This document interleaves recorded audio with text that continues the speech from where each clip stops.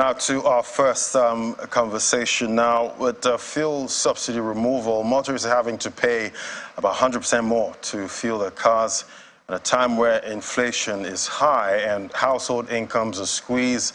Let's explore alternatives, at this time. Joining me now is Chinedu Gwebu, Managing Director at OMA. Great to have you on the show. Great. Thanks for having me. Yeah, and definitely it's not an easy time, to own a car. Exactly. In these parts. Now, I had to buy fuel to fill my car, something I'll do for about 10K. I had to pay over 20-something thousand. And I'm looking at it, I'm wondering, how am I going to sustain, that at this point? But how are you seeing, all of this with the subsidy removal and how much, people are having to pay now to fuel their cars? It's a very tough time for a lot of people with the fuel prices. So it's not just diesel now, but, PMS has significantly gone up, right? But, Nigeria is endowed with gas.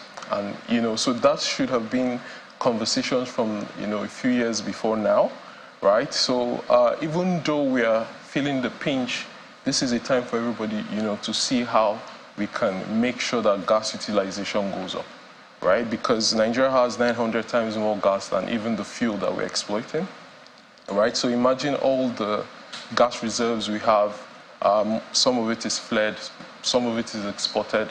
Not a lot of it is used domestically. So by the time we all start, migrating towards gas, it's going to bring down your cost of transportation. You'll be spending a lot less.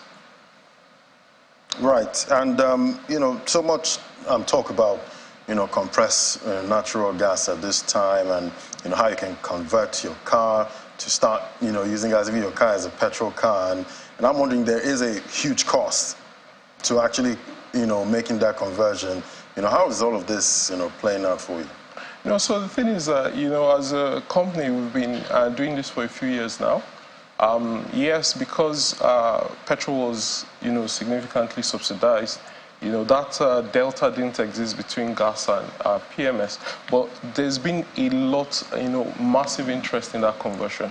Now, people complain that cost of conversion is high, right? That it's not affordable. But how we think about it is, what's your payback time, right? If you have a normal vehicle and it costs you X amount to convert, but then you save like 80% or 70% of your cost of fuel, it means that in a few months, you get that back, right? For commercial operators especially, payback time is as little as 3 months. So this is something that we all have to rally around. And then, even though... But talking about this, conversions, you would have to have the gas canister somehow installed. Correct. Into your car. Isn't that going to make your car heavier and actually consume, more energy to move? Slightly heavier, right? So a type 2 cylinder will cost or will weigh, say, maybe 50 kg extra, yes. But think about it. You said you spend 20-something thousand refueling your car, right? By the time you convert your car and then you're spending only 8,000, say 20% of the cost of getting the same mileage. Just imagine that, right? So, the full benefit actually then goes when people have NGVs. So when I say NGV, so these are gas-powered vehicles that are OEM, from day one are running on gas. So, but because we have a lot of vehicles already using PMS, and then we have that need for conversion, right? I think that, and what's interesting too is, yes, everybody's bothered about safety, everybody's bothered about the extra cost. You're bothered about the extra because it's quite scary having, a gas canister in my boot, and sometimes when the car gets really hot, when you're not driving and you have that, in your boot, it's quite scary. No, but think about it. When you buy fuel, you're actually sitting on a petrol tank. Right? Gas is very mature technology these days, and it's been in use in many countries, India, China, even the UAE. Sometimes you're traveling in a taxi and you see a gas canister, so it's really safe. So I'll say this is not just for the conversion companies. There needs to be education as well from the media houses, right? Gas is safe, relatively mature, right? Nothing to worry about. And, you know, how I put it, Nigeria should be naturally a gas-powered nation. We shouldn't be importing fuel, right? And it's cleaner, not just from a commercial standpoint now, but it's also cleaner, it's healthier.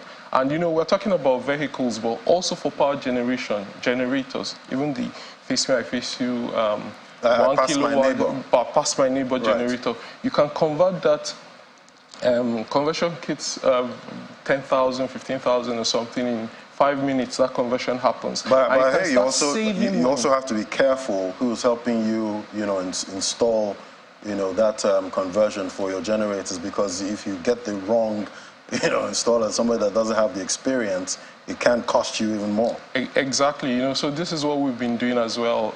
You know, we've been certifying technicians, we've been training technicians. We can't do it alone. The government also has to, you know, in some way get involved in certifying service stations where you can do the vehicle conversion, where you can do the gas conversion, because just one, you know, mishap could derail the whole process. So, but like I said, yes, very simple, and you can just start saving right away. Oh, is there a possibility that maybe car makers, you know, have started, you know, making cars that are, you know, made to drive on gas, you know, originally, instead of, you know, having to convert?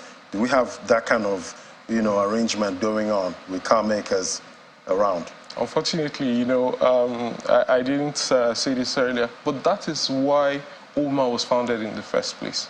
You know, I've been working with global OEMs for the past 20 years. And what we found out was that, you know, just, you know, it's hard for some of these companies to make modifications or, you know, change their roadmap just because of us, right? The world's migrating to EVs, to fuel cell electric vehicles. But we thought that Nigeria is endowed with gas. Africa in general has massive gas reserves. Why don't we initially use gas as a transition fuel before the EVs and all, right? And that is how OMA was founded 3 years ago, right? And, you know, it was born out of, okay, yes, we need to maximize this. There's massive savings, especially for the commercial operators, because like you said, to imagine the cost of transportation these days.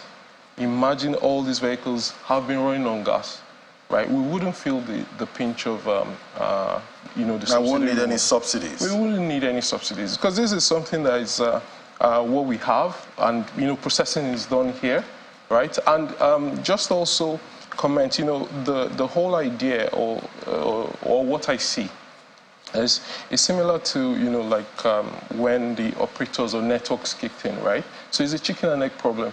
Once there's more utilization downstream, so once you and I start using more gas, what will happen is that there will be more investment upstream, right? So we'll have more people put money in terms of distribution, we'll have more stations selling gas, there will be, you know, more competition, prices will go down, and, you know, before we know it, in fact, you know, we'll all be benefiting from it. All right.